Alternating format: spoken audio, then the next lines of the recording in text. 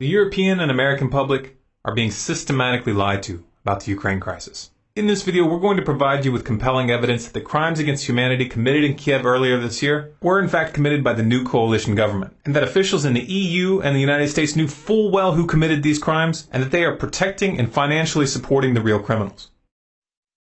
On February 20th of 2013, the world was shocked by video footage of snipers firing on protesters in Kiev, Ukraine. 21 people were murdered, and it was widely assumed that President Viktor Yanukovych and his supporters were behind the attacks. However, a phone conversation between EU Foreign Policy Chief Cathy Ashton and Estonia's Foreign Minister Urmas Paet, which was leaked to the public on March 5th, reveals that the snipers were actually from the new coalition government, and that Western diplomats knew this and covered it up. Yeah. So that he has some sort of, how to say, trust among all these Maidan people and civil society. And second, what was quite disturbing, the same Olga told that, well, all the evidence shows that people who were killed by snipers from both sides, among policemen and people from the streets, that they were the same snipers killing people from both sides. Well, that's. So that, and then she also showed me some photos. She said that has medical doctor. She can, say that it is the same handwriting, the same type of bullets, and it's really disturbing that now the new coalition, that they don't want to investigate what exactly happened, so that there is now stronger and stronger understanding that behind snipers it was not Yanukovych, but it was somebody from the new coalition. For some reason, the US media didn't think that little detail was worth covering. But wait, I thought the opposition protesters were just peaceful activists who wanted a chance to join the European Union. Well, yeah, that's the official narrative that the US media outlets are peddling. But the real story is far more ominous. It turns out that the most powerful and influential contingent in the opposition is a coalition of literal fascists and neo-Nazis. And they aren't peaceful. In fact, they're extremely brutal.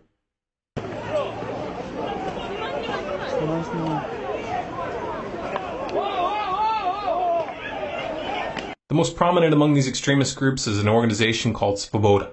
The Svoboda Party, which traces its roots to the Ukrainian partisan party of World War II, was loosely allied with Nazi Germany. Until 2004, Svoboda had been called the Social Nationalist Party, a deliberate reference to the National Socialism of the Nazis. And we're not throwing the term neo-Nazi around here as an empty slur. The leader of Svoboda, Oleg Tanibok, has openly targeted Jews and ethnic Russians in Ukraine for many years. In 2004, he was kicked out of Viktor Yushchenko's government for a speech calling for Ukrainians to fight against a, quote, Muscovite Jewish mafia. And in 2005, he signed his name to an open letter to the leadership of Ukraine entitled, Stop the Criminal Activities of Organized Jewry.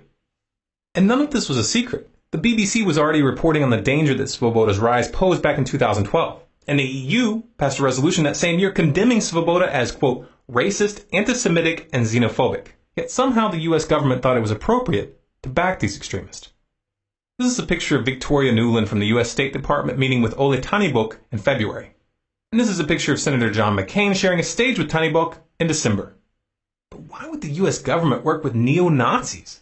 Because they thought that they could control the situation. They thought that they could install their puppets behind the scenes and manipulate the situation in their favor. That same Victoria Nuland who met with Svoboda in February was caught on another leaked call discussing who they would put in power. What do you think? I think we're in play. The Klitschko piece is obviously the complicated electron here, especially the announcement of him as deputy prime minister. And you've seen some of my notes on the troubles in the marriage right now, so we're trying to get a read really fast on where he is on this stuff.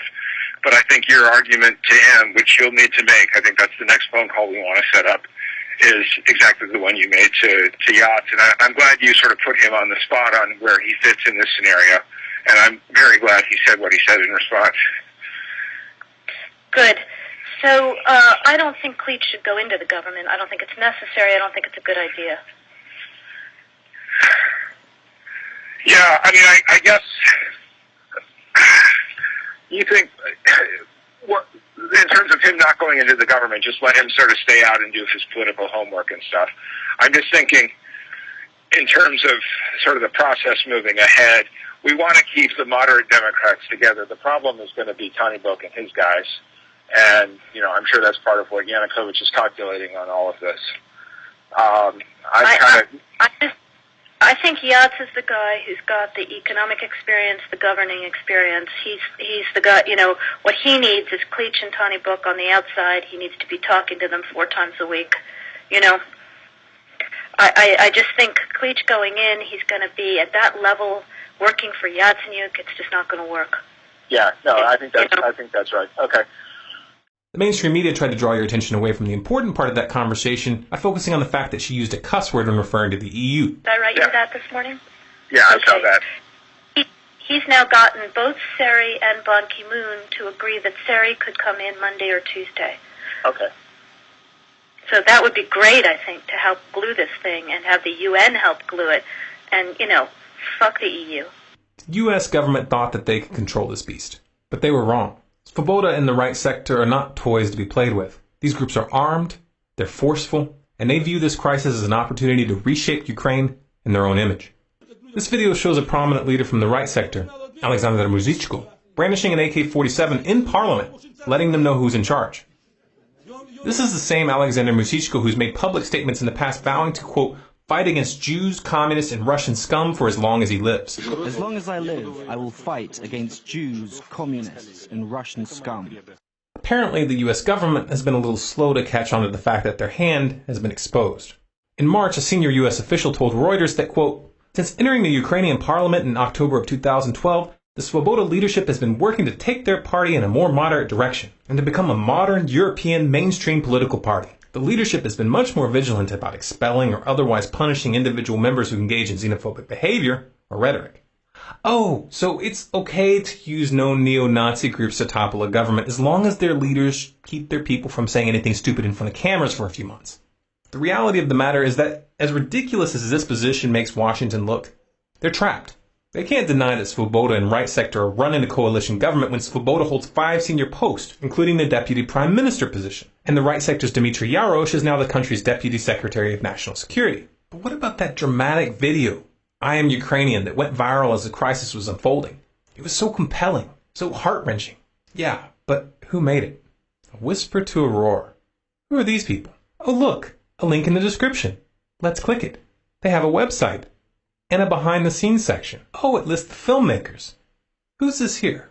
Larry Diamond, inspiration and executive producer. He's also a member of the Council on Foreign Relations and the National Endowment for Democracy. And he's an advisor for the U.S. State Department. You know the funny thing about the National Endowment for Democracy? Is that even though they call themselves an NGO, they get virtually all of their money from the U.S. federal government. You can easily verify this by downloading their annual financial disclosures. I'm sure it's just a coincidence that the NED has been pouring massive amounts of money into Ukraine to, quote, strengthen democracy and civil society.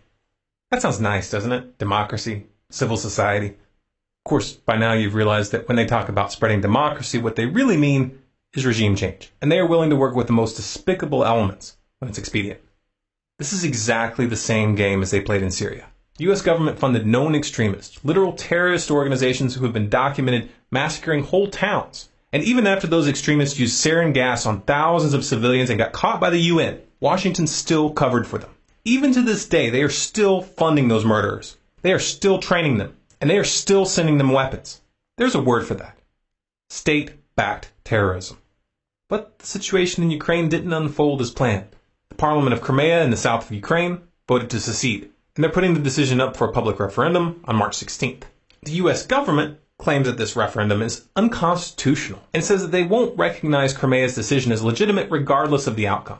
So a foreign-backed neo-Nazi coup which takes control of the government without a vote is constitutional, but a declaration of independence placed to a general vote is not? Seriously, that's the best you guys can do? Who writes these scripts? Take a step back and look at the pattern. The real stakes of this drama are much bigger than Ukraine or Syria. And these are not random or isolated events. We are witnessing the final stages of a geopolitical chess game that is designed to end in war.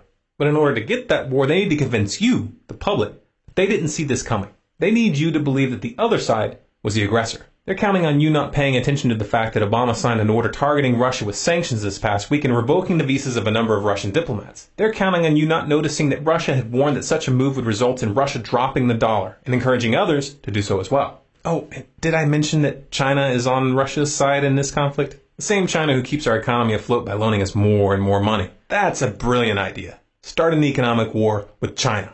These people are counting on you to be too naive to realize that economic warfare invites physical warfare. They're playing chicken with your children's future, and they think you're too stupid to connect the dots. Prove them wrong. We highly recommend that you verify the information presented here for yourself. In the description, you'll find a link to a page on our website which lists all of our sources. If you'd like to keep up with what's really going on in the world, go to our website, scgnews.com, and sign up for email updates. If you sign up for these updates, you'll get notified of any new articles or videos that we put out. And this is important because we're able to put out a lot more content covering a lot more topics in article format than we are in video. You can also find us on Facebook, Twitter, and Google+, by searching for StormcloudsGathering or SCG News.